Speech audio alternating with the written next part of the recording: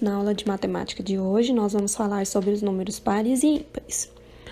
O conjunto de números são as reuniões de números que apresentam uma ou mais características em comum.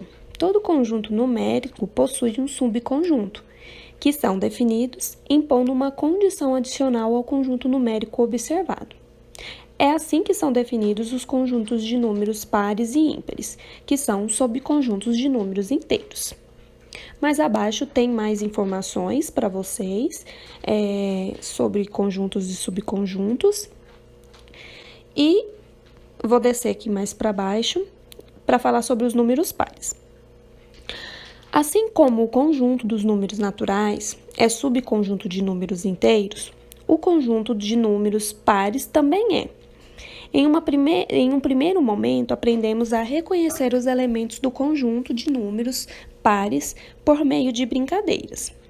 A regra é usada que todo número par termine com 0, com 2, 4, 6 ou 8. Desta maneira, 224, por exemplo, é um número par porque ele termina com o algarismo 4. Nos números ímpares, que são os elementos do conjunto de números inteiros que não são pares, ou seja, são os números que terminam com algum algarismo, como 1, 3, 5, 7 ou 9. Formalmente, o conjunto de números ímpares é um subconjunto dos números inteiros, e é a definição desses elementos. E a definição desses seus elementos é que todo número ímpar não é múltiplo de 2. Já em pares, todos são múltiplos por 2.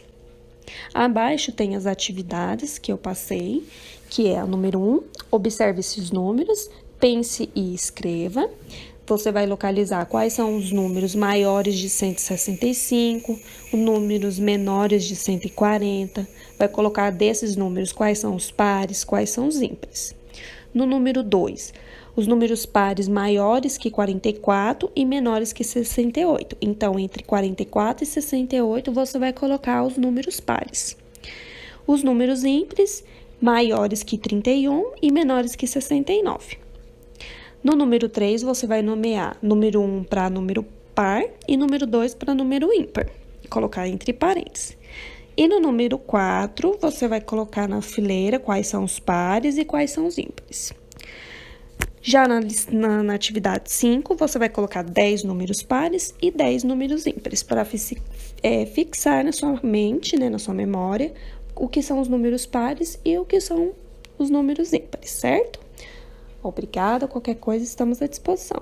Fiquem com Deus.